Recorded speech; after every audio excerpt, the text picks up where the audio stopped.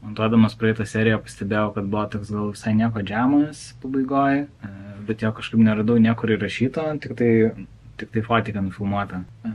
Tai reiks padaryti biškį tokią muzikinę archeologiją, ką aš ten prieš atostogas buvau ten sumastęs, pažiūrėti gal samplerį yra kažkas užprogramuota, arba tiesiog pabandyti šitą video atgaminti, nes galėtų būti tiesiog dar viena daina, manau, fainai ir fukai visai.